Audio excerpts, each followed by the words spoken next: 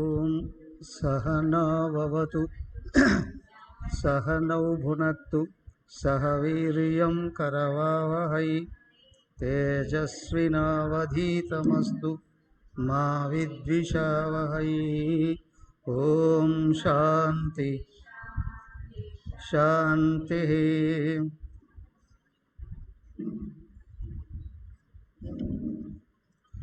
ఓం గురుర్బ్రహ్మ గురుర్విష్ణుః గురుర్దేవో మహేశ్వరః గురురేవ పరం బ్రహ్మ తస్మై శ్రీ గురవే నమః.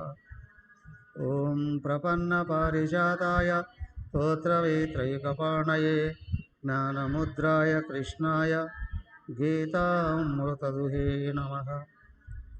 ఓం సచ్చిదానందరూపాయ విశ్వోత్పత్యాదిహేతవే తాపత్రయ వినాశాయ శ్రీకృష్ణాయ వయం నమః. హరి ఓం.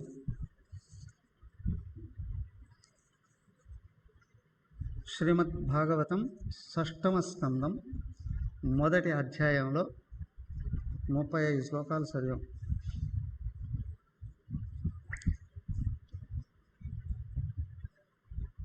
పరీక్షితుడు ప్రశ్న వేశాడు, అయ్యా, భాగవత ధర్మాన్ని అనుసరించి ముక్తికాంక్షుడైన వాడు పునరావృత్తి రహిత ముక్తిని పొందాలి అంటే, మళ్ళీ ఈ లోకానికి రాకుండా ముక్తిని పొందాలి అనుకుంటే ఏం చేయాలి అనే విషయాన్ని నిరాకార నిర్గుణ ఉపాసన ద్వారా 2వ అధ్యాయంలో చెప్పావు. 3వ అధ్యాయంలోను, అదే 3వ స్కందంలోను సాకార సగుణ భక్తిని గురించి చెప్పావు. 4వ అధ్యాయంలో సృష్టి విధానము చెప్పావు. అదే 5వ స్కందంలో లోకాలు ఏ విధంగా ఏర్పాటు అయ్యున్నాయి, ఎలా నడుస్తున్నాయనే విషయం చెప్పావు. మరి ఇప్పుడు జీవరాశులు ఎందుకు ముక్తి మార్గంలో నడవట్లేదు, అవునా, ఎందుకు పాపపుణ్యాలలో పడి కొట్టుకుపోతూ ఉన్నారు అనే విషయాన్ని అడుగుతూనే క్లాస్ స్టార్ట్ అయిన తర్వాత మళ్ళీ ఎన్నికకి వెళ్ళకూడదు.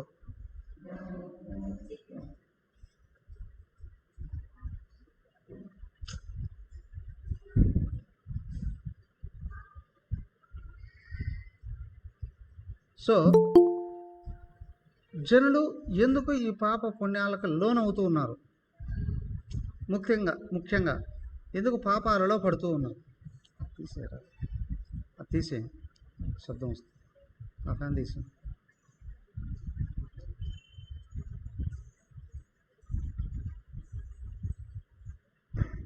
ఏం చేస్తే పాపాల నుండి బయటపడి జీవరాశులు సుఖపడడానికి, ముఖ్యంగా మనుషులు సుఖపడడానికి అవకాశం ఉంది? ఆ విషయాన్ని గురించి మనం చెప్పుకోవాలి. సుఖ మహర్షి బోధిస్తున్నారు. ఈ విషయంలో నీకు పురాతనమైనటువంటి ఒక కథ చెప్తాను. కన్యాకుబ్జము అనేటువంటి ఒక ప్రదేశం, ఒక నగరం. అందులో అజామిళుడు అనేటువంటి ఒక బ్రాహ్మణుడు సంసర్గం చేత పూర్తిగా జీవితంలో పతనమయ్యాడు. అతను వివాహం చేసుకొని ఉండి కూడా సదాచార నిష్ట కలిగిన అమ్మాయిని వివాహం చేసుకొని కూడా వదిలేశాడు. ఒక వేశ్యను పెట్టుకున్నాడు. ఆ వేశ్యతో 10 మంది పిల్లలు కన్నాడు. చివరికి చిన్న కొడుకు నారాయణ అని పేరు పెట్టుకున్నాడు. చనిపోతూ పోతూ పోతూ పరమ పాపి అయి ఉన్నప్పటికీ కూడా ఆ నారాయణ స్మరణ చేయడం వలన ఈ పాపాత్ముడు కూడా వైకుంఠానికి వెళ్ళే అవకాశం వచ్చింది, నారాయణ స్మరణ చేస్తేనే. అలాగే ఎంతటి పాపాత్ముడైనా సరే నారాయణ స్మరణ చేస్తే బయటపడతాడు, వేరే మార్గం లేదు. భక్తితోనే పాపాల నుండి బయటపడే అవకాశం ఉంటుంది. కాబట్టి ఈ విషయాన్ని బాగా విను, దాన్ని బట్టి అనుసరించడానికి ఆచరించడానికి అవకాశం ఉంది. భక్తితోనే మనసు శుద్ధి అవుతుంది. అందరూ సుఖం కోరుకుంటారు. మనసు శుద్ధంగా ఉంటే సుఖం వస్తుంది, మన చేతిలోనే ఉంది. ఇంట్లో ఎన్ని సంపదలు ఉన్నా, ఎంతమంది సేవకులు ఉన్నా, ఎన్ని రకాల అధికారాలు ఉన్నా, మనసు శుద్ధి లేదు అని అంటే జీవితం అంతా నరకంగా ఉంటుంది. ఎవడు ఏం చేయలేడు. మనశుద్ధి మనం చేసేటువంటి పనుల మీద ఆధారం. ఎవరైతే మనసును భగవంతుడికి ఇచ్చారో, మనసు నిండా భగవంతుని పెట్టుకున్నాడో, భగవంతుడిని స్మరిస్తూ ఉన్నాడో, భగవంతుడిని ఆశ్రయిస్తున్నాడో, భగవంతుడిని అనుసరిస్తూ ఉన్నాడో, వాడు జీవితం అంతా కూడా సుఖమయమైన జీవితాన్ని జీవిస్తాడు, ఆదర్శవంతమైన జీవితాన్ని జీవిస్తాడు, ఆనందకరమైన జీవితాన్ని జీవిస్తాడు. మిగతా వాటి వలన రాదయ్యా. ఆ విషయాన్ని ఇక్కడ బోధిస్తూ ఉన్నాడు. ఏమయ్యా, ఇదిగో చనిపోయాడు అతను. కాకపోతే చనిపోయే సందర్భంలో వాళ్ళ అబ్బాయి చిన్నోడు వాడి నామస్మరణ చేశాడు. అందుకే చనిపోయేటప్పుడు పరిగెత్తుకుంటూ వచ్చేసారు యమదూతలు తీసుకెళ్ళిపోదామని. చాలా అద్భుతంగా బోధన చేస్తున్నారు ఇక్కడ. ఆ జీవుడిని సూక్ష్మ శరీరం నుండి వెనక్కి లాగుతున్నారట వీళ్ళు. మరణం ఏ విధంగా జరుగుతుంది అని అంటే స్పష్టంగా వర్ణన చేసి చూపిస్తున్నారు ఇక్కడ. ఒక్కొక్క ఇంద్రియం ఎలాగ వదిలిపోతాయి. ఇప్పుడు బాగా గమనించండి, చూడండి. మంచి పుణ్యాత్ముడు, అదృష్టవంతుడు తిరుగుతూ వెళ్ళిపోతాడు కదా. కానీ అది లేదు అని అనుకోండి, వాడు పాపాత్ముడు కాదు, అయినా ఏ పుణ్యమో లేదు.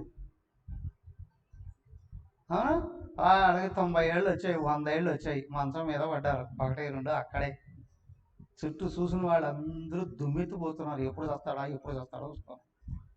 చచ్చిపోయాడు అని అనుకున్నారు, అందరూ పరిగెత్తుకుంటూ వచ్చారు కర్మలు చేద్దామని. కానీ మళ్ళీ కళ్ళు తెరిచి చూసుకో, ఇలాగా 4-5 సార్లు జరిగింది.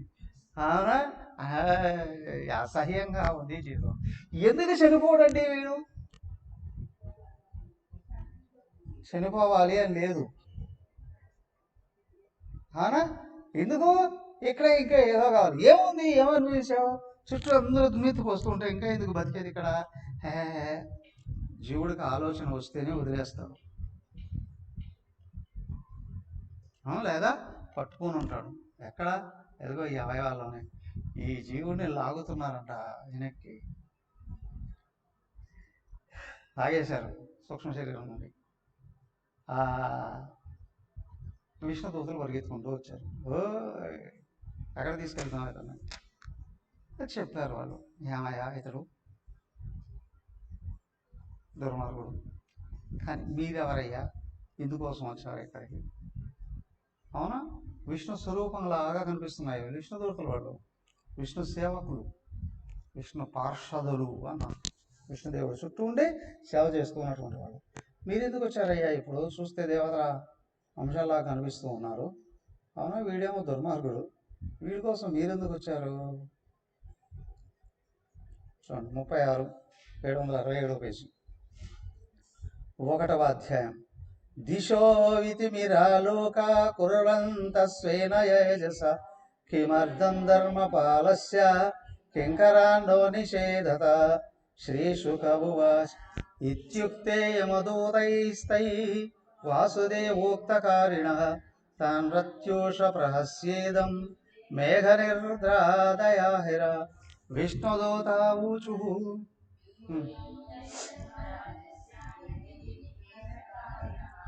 భూతధర్మస్య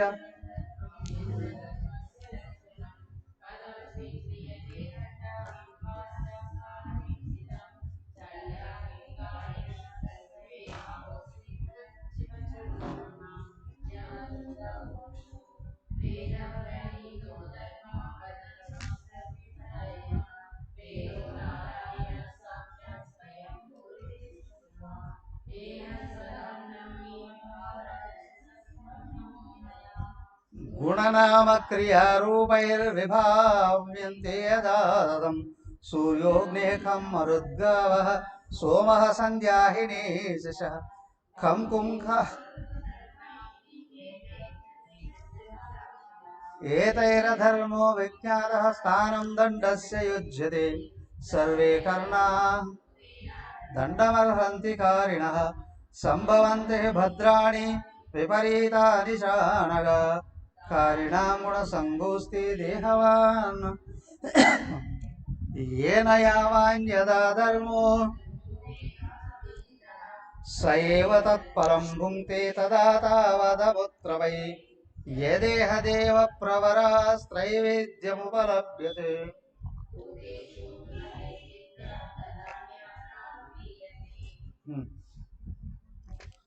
ఏమైంది? ఈ విధంగా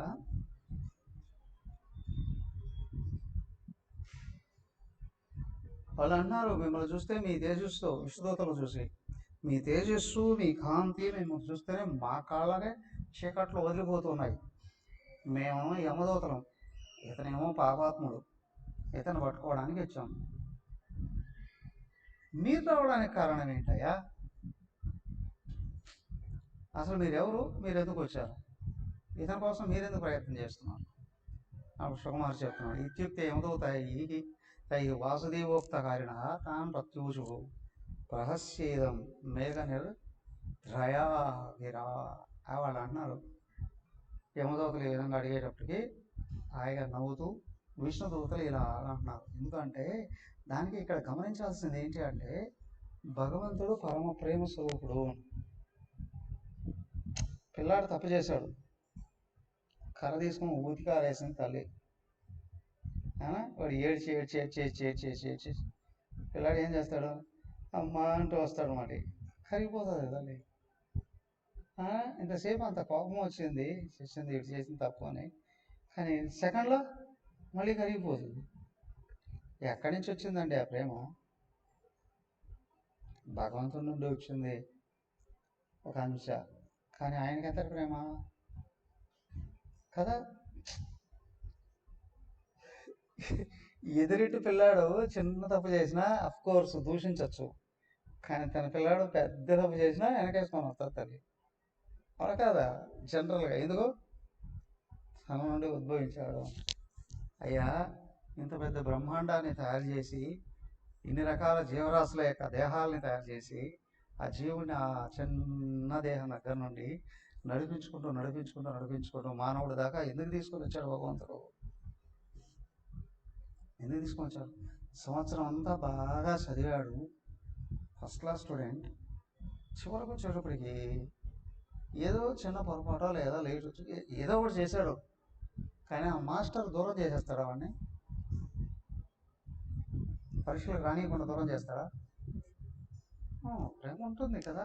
అలాగే ఇక్కడ వాడు ఎంత చెడు వాడైనా సరే ఆ చెడు వదిలేసి నన్ను తెలుసుకున్నా అని చేరుకుంటాడు. అదే స్థితప్రజ్ఞ లక్షణాల్లో కూడా చెప్పాడు. ఏషా బ్రాహ్మే స్థితి పార్థ నైనాం ప్రాప్య విముఖ్యతి స్థిత్వాస్యాం అంతకాలేవి బ్రహ్మ నిర్వాణం ఉచ్యతి. ఎదుగో ఇదేనయ్యా బ్రాహ్మీ స్థితి, స్థితప్రజ్ఞత్వం. దేహం వదిలిపోయే క్షణం ముందైనా సరే ఈ స్థితిలో ఉన్నవాడు జీవన్ముక్తుడే అని.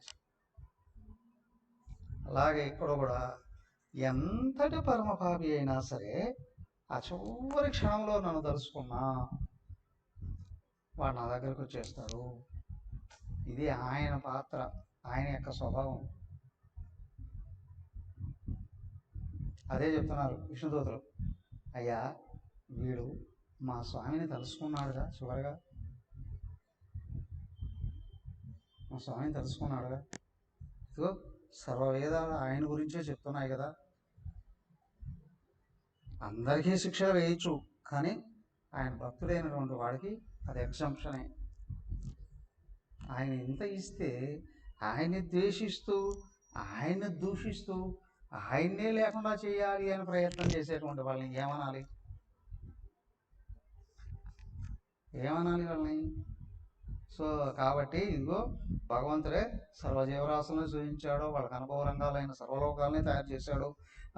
జనులు బాగుపడడానికి వేదాలు తయారు చేశాడు, అర్థం కావేమో అని ఇతిహాసాలు తయారు చేశాడు, అరే తప్పుదారి పడతాడేమో అని పురాణాలన్నీ తయారు చేసి పెట్టాడు, ధర్మశాస్త్రాలు తయారు చేసి పెట్టాడు కదా. ఆయన పాపాలు చేసినప్పటికి కూడా వాడు చూరికి ఒకసారి నారాయణ చనిపోయాడు రా అంటే పట్టుకునేది. ఇప్పుడు వర్ణించండి భగవంతుడి యొక్క స్వభావాన్ని ఏమంటారు? అట్లాంటి మహానుభావుడు ఆయన్ని తలుసుకుంటూ వీడు చనిపోయాడు కదా, మరి మీరెట్లా తీసుకెళ్తారయ్యా? వాళ్ళు అడుగుతున్నారు. ఇంకా 47 వర్తమానోన్యయో కాలో గుణాభిజ్ఞాపకో యదా ఏవం జన్మాన్యయో రేతత్ ధర్మాధర్మ నిదర్శనం మనసైవ పురే దేవః పూర్వరూపం విపశ్యతి అనుమీమాంసతి పూర్వం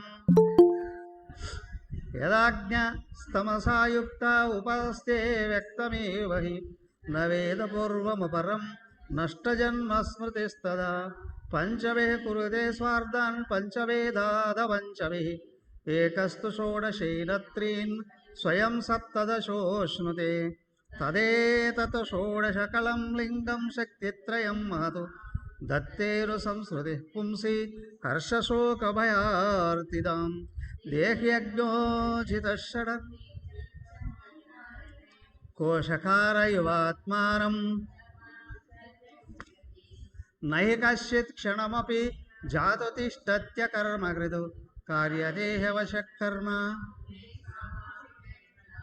ఈ హరియం ఈ లాస్ట్ శ్లోకం ఎక్కడైనా ఉన్నారా? చెప్పిన చివరి శ్లోకం ఎక్కడన్నా ఉన్నారా? అంతమంది ఉన్నారా? భగవద్గీతలో. సరే, ఏమైందయ్యా?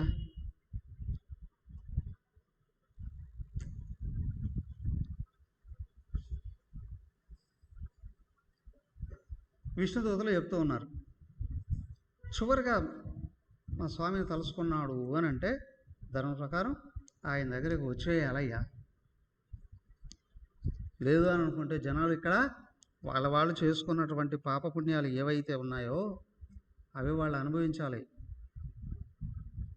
కొంతమందికి చూడండి, ఏ సంపదలు ఉండవు, కష్టపడుతూ ఉన్నా తృప్తిగా తింటారు, సుఖంగా బతుకుతారు. కొంతమంది కోట్లు ఉంటాయి, కనీసం రుచిగా తినరు, అవునా, సుఖంగా జీవించలేరు, ఒంటి మీద మంచి బట్టలు కూడా వేసుకోలేరు, అవునా కదా? జనాలు ఉన్నారు లేదా? కారణం ఏంటి? వాడి ప్రారంభం అంటుంది. వాడి సంపదలు అయితే వచ్చాయి, కానీ విషయం కష్టపడితే సంపదలు వస్తాయి, మంచి బుద్ధి ఉంటేనే అనుభవించే శక్తి వస్తుంది, అవకాశం వస్తుంది. మంచి బుద్ధి ఉంటేనే. బ్యాంకుకు మేనేజర్ అంతా ఆయన అధీనంలోనే జరుగుతుంది. ఒక్క రూపాయి అయినా సరే ఆయన తీసుకెళ్ళగలడా? ఇంటికి తీసుకెళ్ళగలడా? ఇంత పెద్ద కుక్క కోట్లు ఇంట్లో ఉన్నా అది ఎవరిని లోపలికి రానియదు, అది ఏమన్నా అనుభవించేస్తుందా? అనుభవించలేదు. ఎందుకు? దాని జీవితం అదే, ఆ జీవితం అదే కదా. ఎవరికైతే సద్బుద్ధి వస్తుందో, ఇతరులకి సహాయపడాలి అనే భావం వస్తుందో, ఇతరులకి ఏదైనా అందించాలి అనే కోరిక వస్తుందో, నువ్వు ఏది ఇతరులకు ఇవ్వాలి అని అనుకుంటే అదే నీ అనుభవానికి వస్తుంది. నువ్వు కుట్లోనూ, వ్యవసాయంలోనూ, వ్యాపారంలోనూ నువ్వు కష్టపడితే సంపదలు వస్తాయి, కానీ నువ్వు ఇతరుల విషయంలో ఏ భావాన్ని కలిగి ఉంటున్నావో అదే నీ అనుభవానికి వస్తుంది. రోజుకు 100 రూపాయలు సంపాదించుకోవడం కష్టంగా ఉన్న వాళ్ళు ఉన్నారు లోకంలో. అదే రోజుకు కోట్లు సంపాదించేవాళ్ళు ఉన్నారు. ఒకే రోజులో కొన్ని కోట్లు సంపాదించేవాడు ఉన్నాడు. ఎవడయ్యా అదృష్టవంతుడు? నువ్వేమీ చెప్పలేవు అక్కడ. నీ మనసు ఎంత విశాలంగా ఉందో, మనసు ఎంత మంచిదిగా ఉందో, అప్పుడు మాత్రమే నీకు అది అనుభవానికి వచ్చే అవకాశం ఉంది. వేరుగా ఏం లేదు. సో కాబట్టి ఏంటి అంటే, నువ్వు దైవాన్ని కానీ ఆశ్రయిస్తే, దైవానుగ్రహం వలన నీకు సద్బుద్ధి కలిగిందా, నీకు ప్రపంచంలో అందరూ దైవ స్వరూపాలుగా కనిపిస్తారు. నీ నుండి పాపం వెళ్ళిపోతుంది. అప్పుడు నువ్వు ఏదో బయటికి వెళ్ళి పని చేయాల్సిన అవసరంలే. అవునా? ఒకనొక ఆయన భయంకరమైన ఏదో శాపం తగలబోతుంది. కానీ ఒకసారి పోతూ నడిచి వెళ్ళిపోతే ఏదో ఒక శివాలయంలో ఆగాడట. శివాలయం, పాడుబడి శివాలయం. వర్షం ఏదో వచ్చింది, పోవడానికి వీలు లేదు. పాడుబడి శివాలయం. అక్కడ కూర్చొని అట్లా ఆలోచించుకుంటూ అదే మంచి శివాలయం ఇట్లా పాడైపోయింది. అవునా? అదే నాకు కానీ అవకాశం ఉండుంటే దీన్ని బాగా డెవలప్ చేసేసి లోపల అనుకుంటున్నాడట, దీనికి ఇవి ఈ మండపం అట్లది, ఈ మండపం అట్లా, ఈ పైన శిఖరాలు కట్టి దానికి పెద్ద కుంభాభిషేకం చేసి వందల మంది బ్రాహ్మణులు తీసుకోవచ్చు, చుట్టుపక్కల ఉన్నటువంటి వేల మందికి భోజనాలు పెట్టి అదంతా చేస్తూ ఉన్నట్టు మనసులో ఊహించుకున్నాడట. అతనికి పరమ పాపం ఏదో ఉంది, అనుమానం రాబోయేది, అది ఎగిరిపోయిందట. ఏమయ్యా అంటే, అరే నువ్వు అప్పుడు అట్లా ఊహించుకున్నావు కదా, అదే పరమ పుణ్యాన్ని తీసుకొచ్చి పెట్టిందండి అని. ఏమంటే ఊహించుకుంటే అన్నీ జరిగిపోతాయా? నిజంగానే మనసులో ఏది ఊహలు చేస్తున్నామో బయటికి క్రమంగా అదే చేస్తాం. మనం మనసులో ఏది అనుభవిస్తున్నామో అది రాదు. మనసులో ఏది చెయ్యాలి అని ఊహిస్తూ ఉన్నామో క్రమంగా వ్యక్తిత్వం ఆ విధంగా తయారవుతుంది, ఆ విధంగా వృద్ధి కావడానికి అవకాశం ఉంది. దానికే నువ్వు దైవాన్ని ఆశ్రయించి, దైవం యందు కానీ సద్బుద్ధి కలిగి ఉన్నావా, దైవుడి యొక్క భక్తుల యందు కూడా నీకు ఆ విధమైనటువంటి భావం కలుగుతుంది. దైవం మీద ఉన్న ఆసక్తి దేవుడు భక్తుల యందు, దేవుని గురించి బోధించే శాస్త్రాల యందు, దేవుడికి సంబంధించిన కర్మల యందు ప్రవేశాన్ని కలిగిస్తుంది. దానికే దైవం వైపు దృష్టి మళ్లించవయ్యా. నువ్వు కలలో సత్కర్మలు చేసినా కూడా నీకు నిజ జీవితంలో అవకాశాలు కలుగుతాయి. అప్పుడు నీకు బాధలు ఇవన్నీ తొలగిపోవడానికి అవకాశం ఉంది. వీళ్ళు విష్ణుదూతలు చెప్తున్నారు, అయ్యా దైవాన్ని ఊరికే తలుసుకుంటేనే ఇంత పుణ్యాలు జరుగుతాయి. ఆలోచనగా తలసుకో, ఇష్టపడు, ఆచరిస్తున్నట్టు చూడు, జీవితం అంతా మారిపోతుంది. ఎవరు చెప్తున్నారు ఇదంతా? యమదూతలకు అవసరమా ఇదంతా? వాళ్ళని సపోర్ట్ చేసుకొని మనకు చెప్తూ ఉన్నారు ఇట్లా ఉండగలగాలి అని. కాబట్టి ఇదిగో మనిషి అయినటువంటి వాడు ఒక్క నిమిషం కూడా పని చేయకుండా ఉండలేడు. కావాలంటే చూడండి, 24 గంటలు పనిచేస్తారా? దానికైనా సొంత మేలు కొంతమాని పొరుగు వారికి తోడుపడబోయి. నువ్వు ఇతరులకు కొంచెమైనా సహాయం చేస్తూ ఉంటే దైవం మీద ఆసక్తి ఏర్పడుతుంది. ఇప్పుడు దేవుడి కొరకు ఏమైనా చేయాలి. మీ షాపులో కూర్చొని మీరు మంచి పనే చేశారు ఒక ఎత్తు, అదే మందిరంలోకి వచ్చి గురువుల ఎదుట, భగవంతుడి ఎదుట అదే పని ఇక్కడ చేస్తే ఇంకా ఎక్కువ పుణ్యం ఉంటుందా లేదా? అది ఎలా వస్తుందండి? అక్కడ కర్మే జరిగింది, కానీ ఇక్కడ నీ మనసు దైవాశ్రయం అయింది. ఇక్కడ దేవుడు అనుగ్రహం, గురువుల అనుగ్రహం కూడా వస్తుంది, పైగా జ్ఞానం కూడా వస్తుంది. అవునా? అక్కడ చేసిన దానికి ఎంత ఫలం ఉందో ఉంటుంది. ఫలం దానికి 100 రెట్లు, 1000 రెట్లు, 1,00,000 రెట్లు రావడానికి కూడా అవకాశం ఉంది. ఎందుకు? నీ మనసు ఇంకా ఇంకా ఇంకా ఇంకా ఇంకా ముందుకు వెళ్ళేటువంటి అవకాశం వస్తుంది. సో కాబట్టి దేవుణ్ణి ఆశ్రయించు, దైవం కొరకు కర్మ చేయి. లోపల ఉన్న అజ్ఞానం నుండి పుట్టినటువంటి ఇవన్నీ సోగా వదిలి వెళ్ళిపోతాయి. లబ్ధ్వా నిమిత్తమో వ్యక్తం వ్యక్తం భవత్యుత యదా యోని యదా బీజం స్వభావేన బలీయసా ఏష ప్రకృతి సంగేన పురుషస్య విపర్యయా.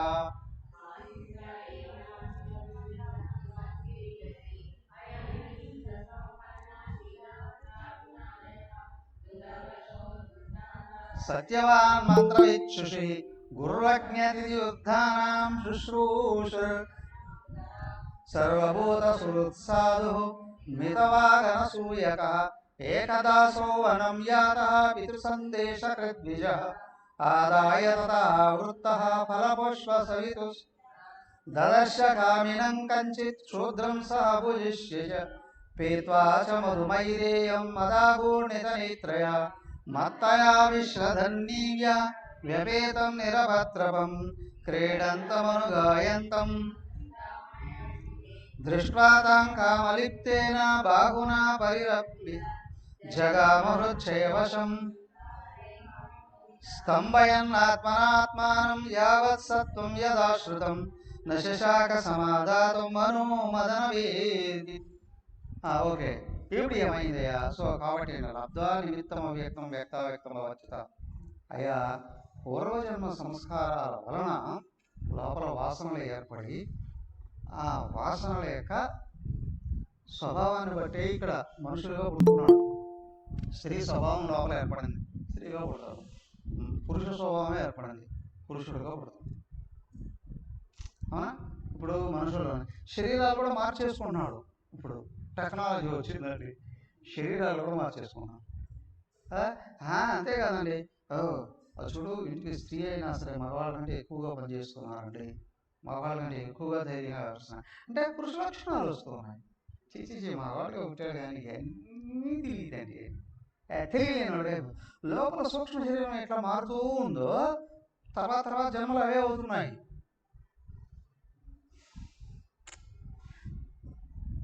రాక్షస స్వభావం వచ్చిందా రాక్షసుడిగా పుడుతున్నాడు, అసుర స్వభావం వచ్చిందా అసురుడిగా పుడుతున్నాడు, పాప స్వభావం వచ్చిందా పాపాత్ముడిగా పుడుతున్నాడు, దైవ స్వభావం వచ్చిందా దేవుడుగా పైకి వెళ్తున్నాడు, మృగ స్వభావం వచ్చిందా మృగాన్ని. అదే చాంద్రోగ్య ఉపనిషత్తులో చెప్పారు, అది శివపురాణంలో కూడా చెప్పారు. లోపల నేచర్ ఏ విధంగా అవుతూ ఉందో ఆయా జన్మలు ఉన్నాయి. మానవుడు నేరుగా నల్లులుగా, బల్లులుగా, పేలు కూడా పుడతారు, తేళ్లుగా, పాములుగా. మనిషి చచ్చిపోతున్న ఆ విధమైన జన్మలు కూడా ఎత్తేస్తున్నారు. ఎందుకు? స్వభావం ఇక్కడ ఆ విధంగా తయారైంది అని అంటే. కాబట్టి మానవ జన్మ ఎందుకు అని అంటే నువ్వు ఇక్కడ దేవుడిగా మారిపోవచ్చు అయ్యా. అలా దైవాన్ని ఆశ్రయించు, ఆయన్ని సేవించు. దేవుడి పూజ అయితే ఏమవుతుందండి? ఏదైనా వస్తుంది, అవునా కదా? ఏదైనా వస్తుంది. అంతెందుకయ్యా, నువ్వే దేవుడిగా మారి అందరికీ కావాల్సినట్టు ఇచ్చే శక్తి కూడా వస్తుంది. మనలాగే పుట్టిన వాళ్ళు ఏదో వాళ్ళు కూడా, అవునా? ఏ స్థానంలో ఉన్నారు? లోకం అంతా పూజించడం ఏంటి? రాళ్ళను పూజించినట్టు ఊరికే పూజించడమా? అనుసరిస్తుందా లేదా? దైవం లాగా కలుసుకుంటూనే కావాల్సిందంతా లభిస్తుందా లేదా? దైవాన్ని ఆరాధిస్తే నువ్వు దేవుడిగానే మారిపోతావయ్యా.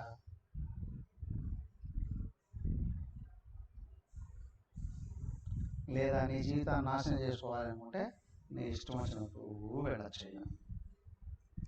చేతిలో డబ్బులు ఉన్నాయి, ఎవరో బాధలు ఉన్నారు, సాయం చేస్తే అయ్యా దేవుడా నీకెందుకు ఇవ్వాలరా నేను నలుగురు వేసుకొని మద్యం షాపులోకి వెళ్ళి ఎంజాయ్ చేసి వస్తా. నీ ఇష్టం, ఎవరికి ఏది కలగాలనో ఆ తర్వాత నిర్ణయించబడుతుందిగా. ఆ పని చేసేటప్పుడే ఆ విధంగా తయారవుతూ ఉన్నాడు కదా లోపల. నీ సంపాదన నీ ఇష్టం. కొంతమంది ఉంటాయి, బోల్డ్ సంపదలు ఉంటాయి, పిల్లికి కూడా భిక్ష పెట్టరు, వాళ్ళ కోసం కోట్లు కష్టపెడతారు. ఓకే, అలా మనం తప్పు పట్టాల్సిన అవసరం లేదు. కానీ నువ్వు తెలివైన వాడివా తెలియలేని వాడివా కదా? మీకేమి చెప్పలేండి, తెలియని వాడు ఎందుకు చెప్తాడు కదా? భగవంతుడు చెప్తున్నాడు, శాస్త్రాలు చెప్తున్నాయి, మహాత్ములు చెప్తున్నారు. నువ్వు ఇది చేస్తే రేపు పైకి ఎగురుతావు, లేదా నువ్వు కానీ చేయకూడదు చేస్తే అదే స్పీడ్తో కిందికి దూకుతావు, అదే స్పీడ్తో పనికి రాకుండా పోవడానికి కూడా. చూడండి, బాగా ఉన్నతంగా బతికిన వాడు కూడా ఎందుకు పని రాకుండా పిచ్చోడుగా మారిన వాళ్ళు కూడా ఉన్నారు. లోపల వ్యక్తిత్వం కానీ పడిపోయిందో జీవితం భయంకరమే. ఏమయ్యా ఎవడయ్యా గొప్పాడు? ఇతరులు ఆశించకుండా మనశ్శాంతిగా సత్కర్మ ఆచరిస్తున్నావా? ఏమయ్యా సత్కర్మ? సొంతం ఇది ఏమన్నారు, సొంత మేలు కొంతమాని పొరుగు వారికి తోడుపడ. ఓయ్, అందరిలో ఉన్న ఆత్మీయ భగవంతుడు. నువ్వు అది అందుకోవాలనుకుంటే మార్గం అదే. నాణ్య పంథ అయనాయ విద్యతే. ఆయన అందుకోవడానికి వేరే మార్గం ఏమీ లేదు. చూడు అరవిముడు, తన్నిమిత్త స్మరవ్యాజ గ్రస్తో విశేష తామేవ మనసాధ్యాయన్ సధర్మా విరరామ తామేవ తోషయామాస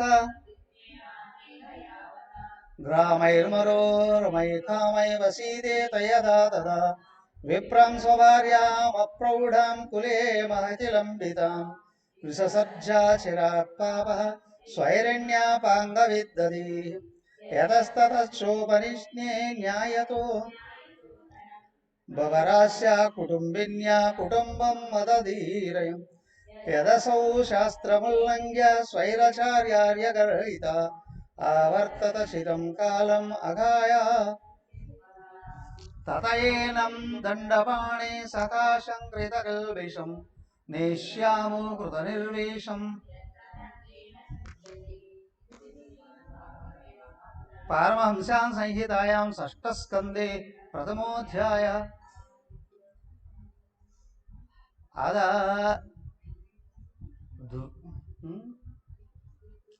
శ్రీ శుకవువాచ ఏవంతే భగవద్దూతా యమదూతా విభాషితం ఉపదార్యాదతాన్ రాజన్ సో కాబట్టి ఏమిటి ఏనంటే, ఎదుగో ఇతను కూడా ఏమయ్యాడు ఎందుకయ్యాడు అని అంటే, అతడు ఓ మంచి ఉన్నతమైనటువంటి కుటుంబంలో అమ్మాయిని వివాహం చేసుకున్నాడు. అలాగే జీవిస్తుంటే ఒకసారి వెళ్ళి వస్తుంటే ఒక అడవిలో ఎక్కడో ఒక ఊరికి దూరమైనటువంటి ప్రదేశంలో ఒక వ్యక్తి బాగా తగ్గిపోతే వాడు ఒక అమ్మాయిని అట్లాగా బయటికి తీసుకుని వెళ్ళిపోయాడు. అక్కడ వాడు కామకళలో వేస్తూ ఉన్నాడు. అతని నేచర్ అది. ఇక్కడ బాగా గమనించండి, ఏవి మన కళ్ళలో పడతాయో వాసనగా మారుతాయి. అత్యంత ముఖ్యంగా కళ్ళు, చెవులు, నాలుక ఉందే, వాసనని అత్యంత వేగవంతంగా తయారు చేస్తాయి. దానికి కానీ వెళ్ళాడట. వస్తూ ఉంటే ఒక వ్యక్తి ఒక వేషం తీసుకొని వచ్చి వాడు దాంతో సరసల్లాపాలలో ఉంటున్నాడు. ఇతను చూశాడు. చూస్తూనే కొంచెం యావగింత పుట్టింది ముందు. అతను అక్కడి నుంచి పరిగెత్తి కానీ పారిపోయి ఉంటే అతనికి ఏం అయి ఉండేది కాదేమో. పవర్ పోయిందా?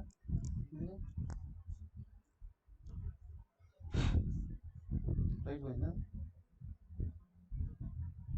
ఒకసారి స్టాండ్ చేసుకోండి.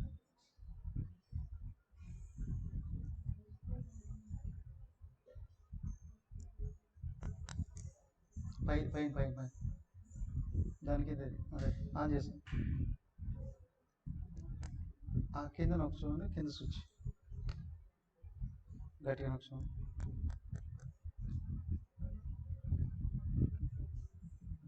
సరే వదిలే.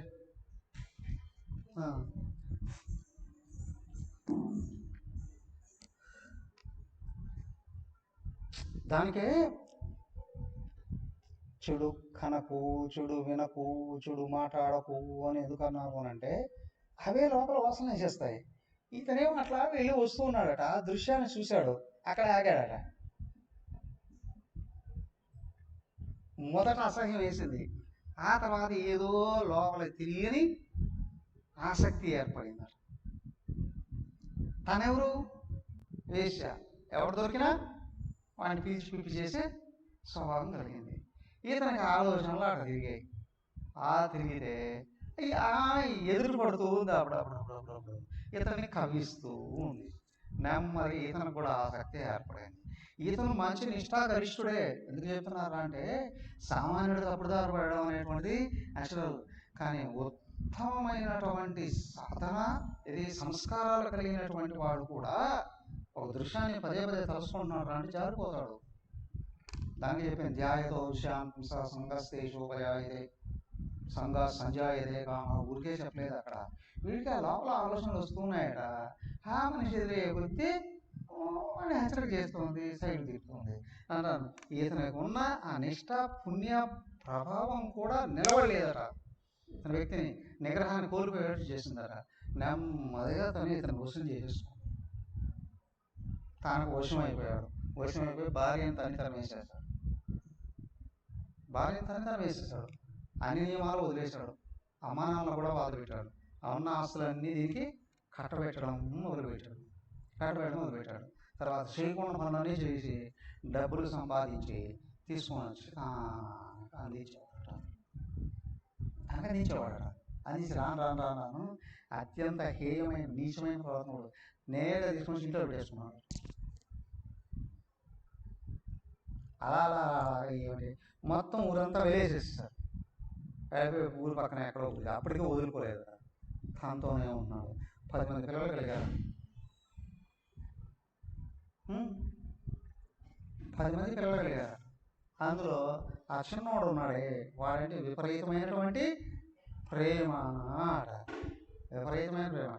ఇతను తింటూ ఉంటే వాడికి తినిపించేవాడు, ఇతను స్నానం చేస్తుంటే వాడు స్నానం చేసేవాడు, ఇతను బయటికి వెళ్తే వాడిని తీసుకునేవాడు, ఇతను పడుకుంటే వాడిని పక్కన. ఆ పిల్లాడి మీద ప్రేమ కలిగింది. అవునా? ప్రాణం పోతుంది. అయింది, పెద్ద వయసే అయింది, ప్రాణం పోతుంది. ఆ పిల్లాడి మీద ప్రేమతో పోతూ వాడిని తలుసుకొని చచ్చిపోయింది. అంతే జరిగింది.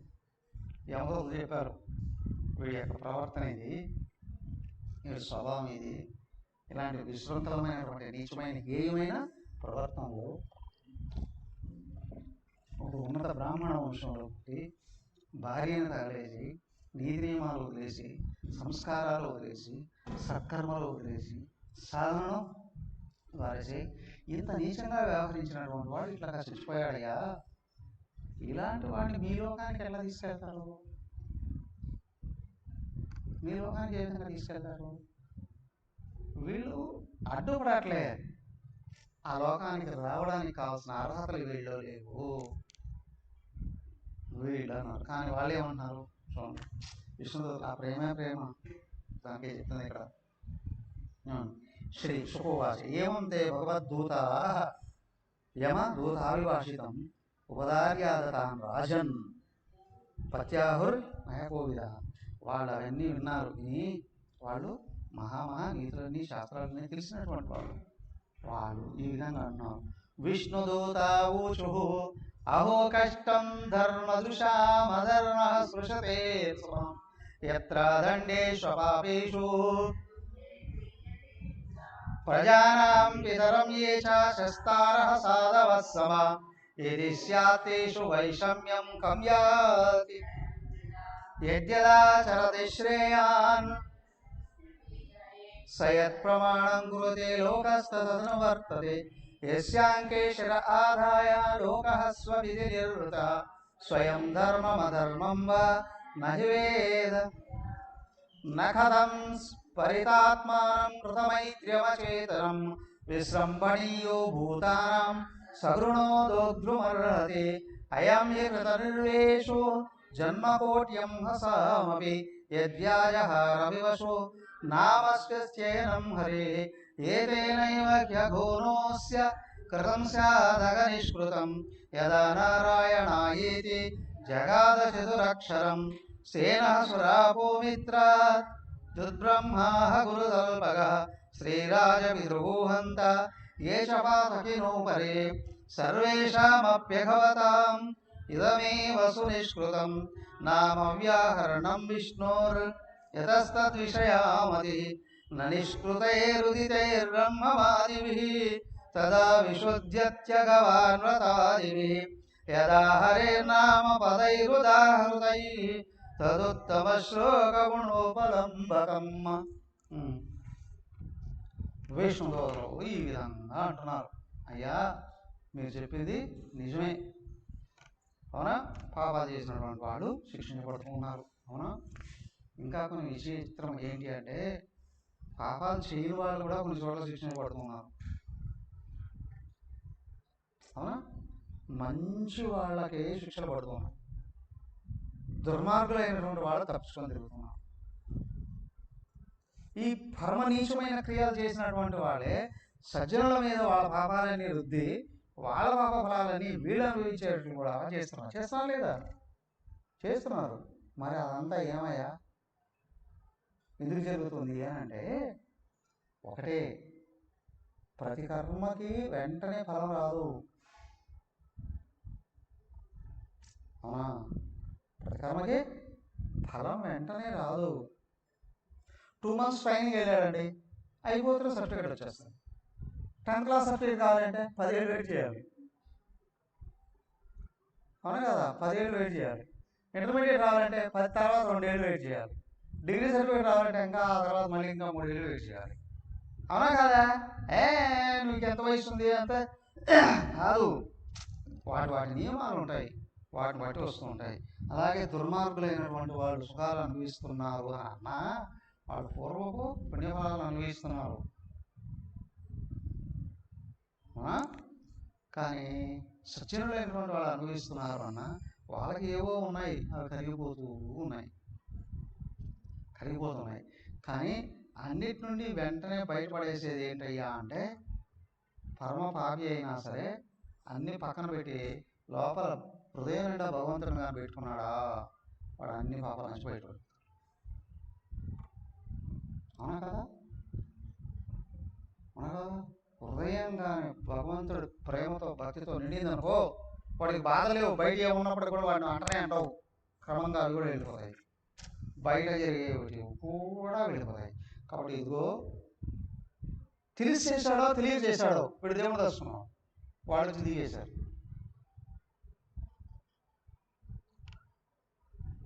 ఒక వ్యక్తి తప్పు తెలిసి చేస్తాడా తెలియజేస్తాడా?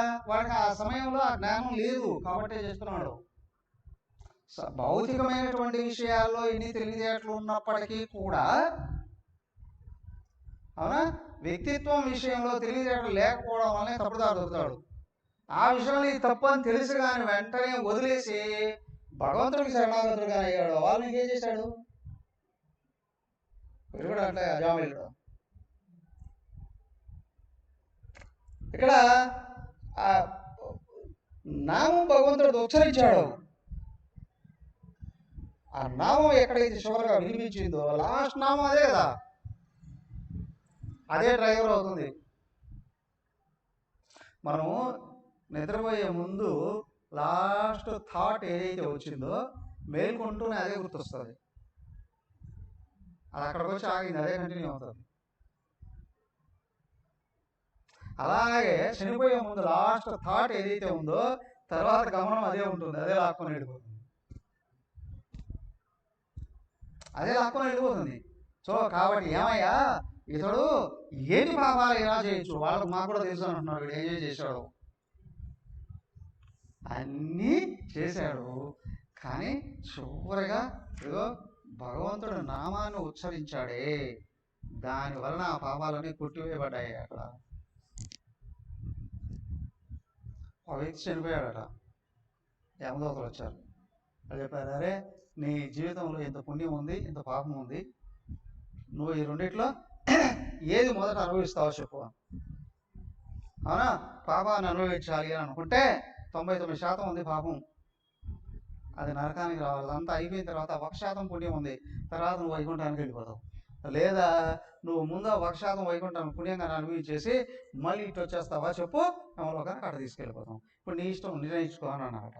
వాడు అనుకున్నాడట, తెలివైన వాడు వెంటనే, అయ్యా ఆ 1% ఉంది కదా, కొంచెమే కదా, అది నేను మొట్టమొదట ఆ వైకుంఠానికి వెళ్ళి ఆ పుణ్యం అనుభవించేసి ఆ తర్వాత ఎటు జీవితం అంతా మీ దగ్గర ఉండాలి కదా, అటు వచ్చేస్తానులే అని. వీళ్ళు సరే అనుకున్నారు. సరే అనుకుని ఏంటంటే వైకుంఠం వాకిళ్ళ దాకా రావాల్సిందే, గేట్ దాకా, ఆ తర్వాత లోపలికి వెళ్ళకే ప్రవేశం లేదు యమదూతలకి.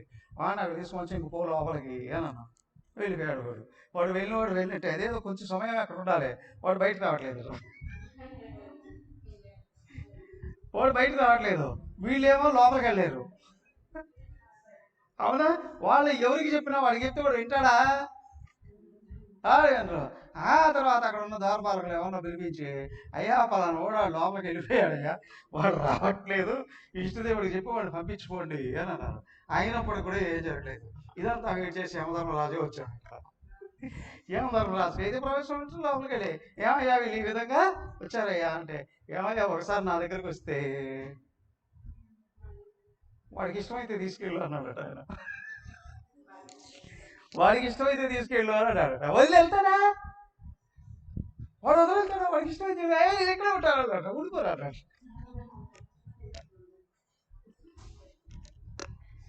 అర్థమైందా? ఓ సజ్జనుడు పురాణం ఏదో చెప్తున్నారు, ఎవడో వచ్చాడు నిజంగా వినాలి అని. వినాలి అని వచ్చిన వాడిని వెళ్ళిపో అని అంటారు ఎవరన్నా? వాడు ఇష్టంగా వచ్చాడు. ఈయన అన్నాడు వాడికి ఇష్టమైతే తీసుకెళ్ళు, వాడు నేను రాను అన్నాడు. అయ్యా నువ్వు పెట్టిన ధర్మమే కదా అంటే, అదేదో ఇక్కడ రాకముందే నువ్వు చేసుకుని ఉండాలి. ఒకసారి నా సన్నిధిలోకి వచ్చినటువంటి వాడు నేనెట్లా పంపిస్తాను నీ దగ్గరికి? అర్థమైనా? దానికి వ్యక్తికి భగవంతుడి యందు హృదయంలో భక్తి కానీ ఉదయించింది అని అంటే భగవంతుడే పట్టుకుంటాడయ్యా వాడిని. వాడు జారిపోనేవాడు. భగవంతుని ఇష్టపడండి, భగవంతుని ఇష్టంగా తెలుసుకోవడం మొదలుపెట్టండి, అన్నీ లభిస్తాయి. తదాస్తు. ఓం సర్వే భవంతు సుఖినః సంతు నిరామయాః సర్వే భద్రాణి పశ్యంతు మా కశ్చిద్ దుఃఖభాగ్ భవేత్. ఓం శాంతి శాంతి శాంతి. హరి ఓం శ్రీ గురుభ్యో నమః. హరి ఓం.